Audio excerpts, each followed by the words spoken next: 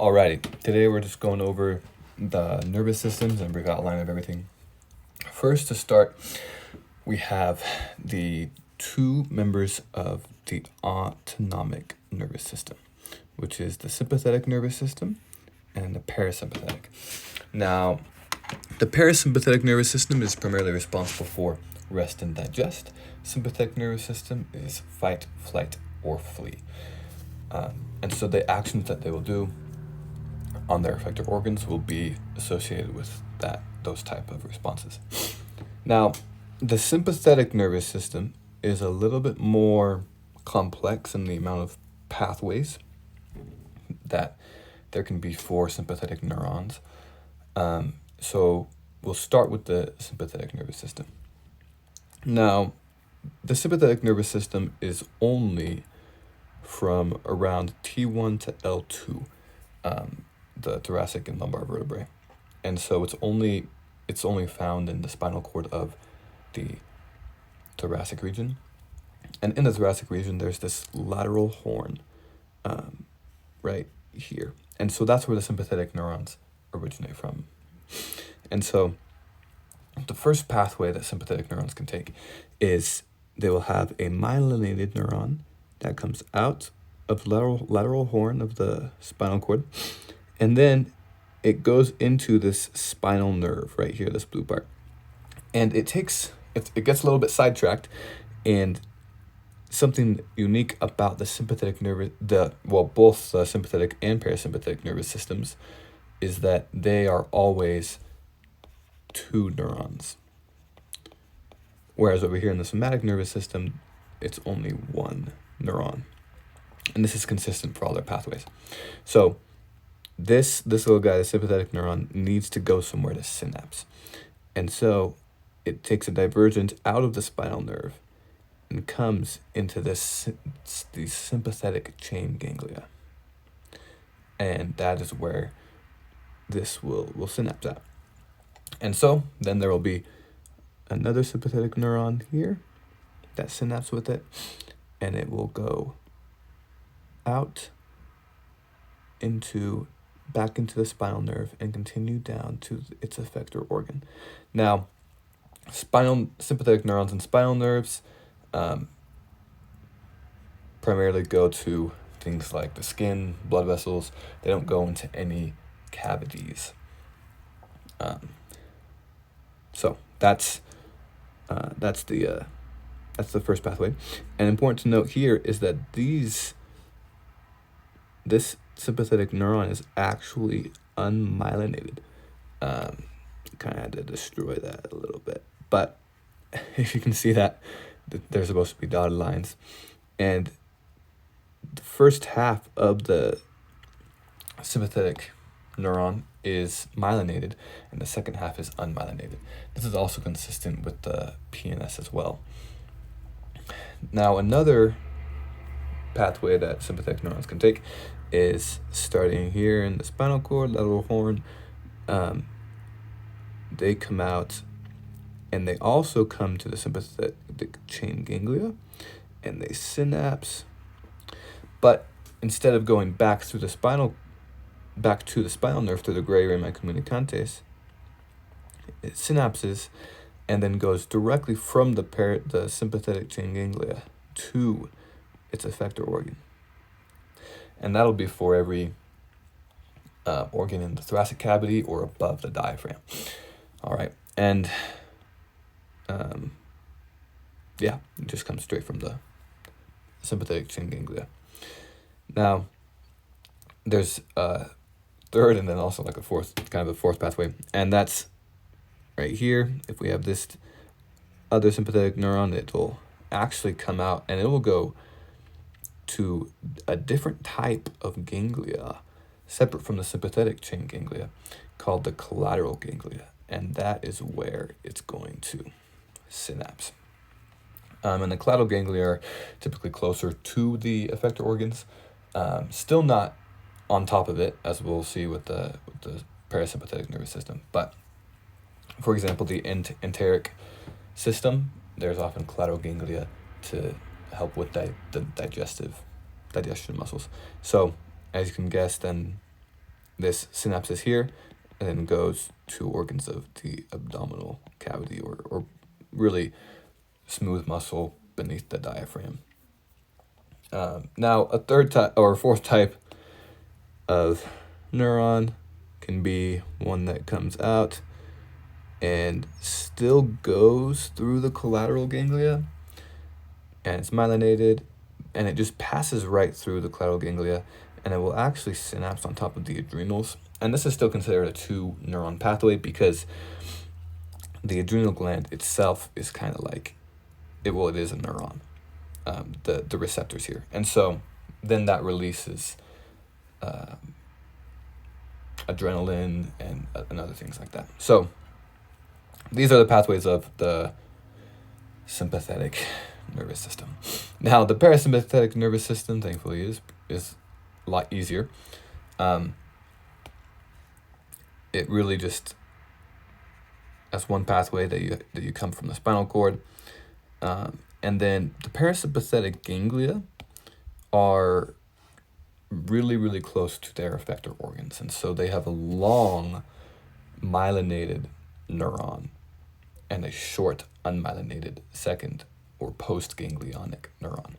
This, comparing to the sympathetic nervous system, the sympathetic nervous system has relatively shorter, or comparatively shorter, myelinated neurons, and then longer postganglionic non-myelinated neurons than the parasympathetic nervous system would have.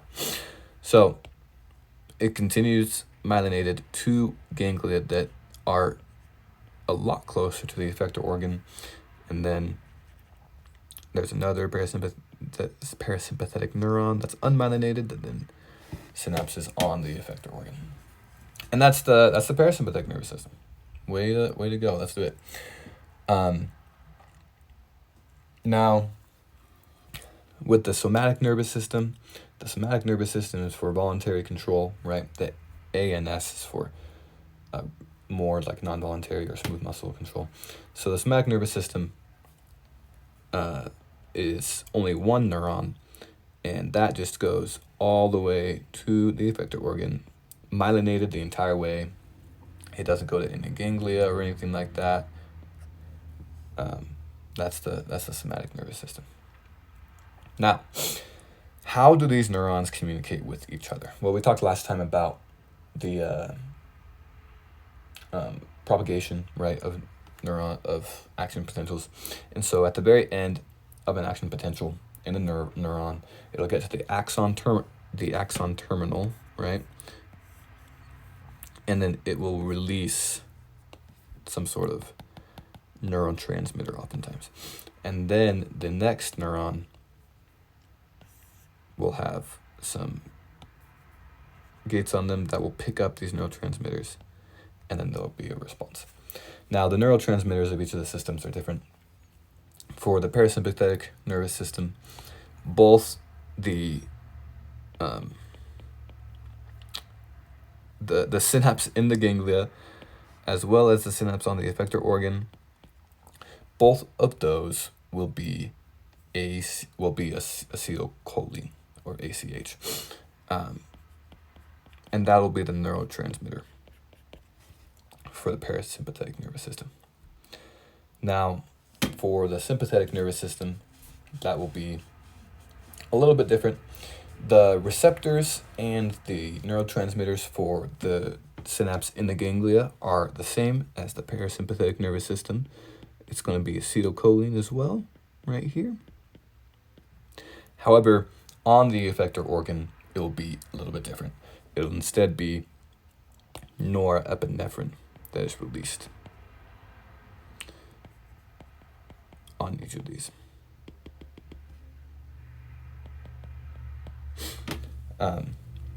Now, the only exception here is generalized sweat glands, and those sweat glands will actually have what we call an M1 receptor, and those will actually respond to acetylcholine instead. So that's the only exception.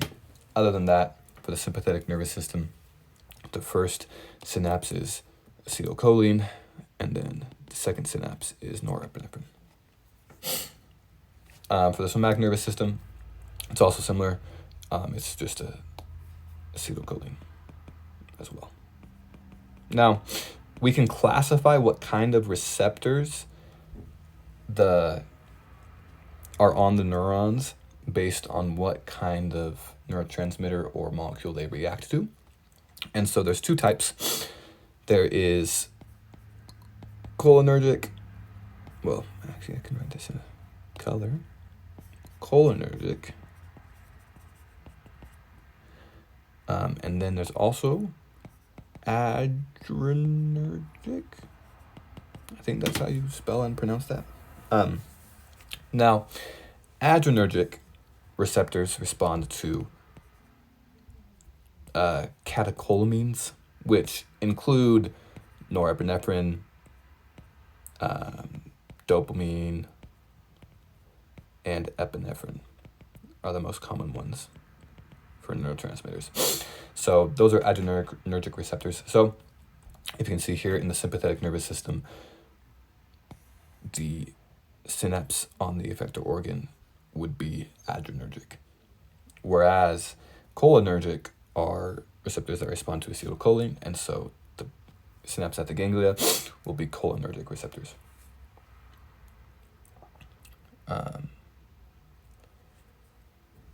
All right, yeah. So we can further separate cholinergic and adrenergic receptors like thus. So cholinergic receptors, right, that respond to acetylcholine, and adrenergic receptors respond to catecholamines. And these receptors are the types of cholinergic or adrenergic receptors we have.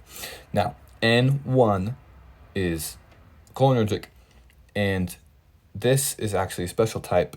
Well, N1 and N2 are different from the rest of these because they are ionotropic, which means that the action that they give is they open ion channels.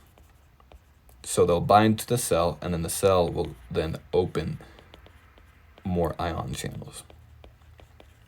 Now, if we come back up here, N2 receptors are the receptors that are in here in the ganglia, well, on the postganglionic neuron body that receive the acetylcholine and then further transmit the message down. Those will all be N2 receptors. Now, in the somatic nervous system, the receptor on the effector organ will actually be N1, and there's where that nuance is there, I suppose. So N1 is only somatic nervous system, N2 parasympathetic and sympathetic ganglionic synapse receptors. So that's N1 and N2. Now, for the rest of these, an easy way to remember most of it by rule is that the odd ones are excitatory, they excite. The even ones are inhibitory.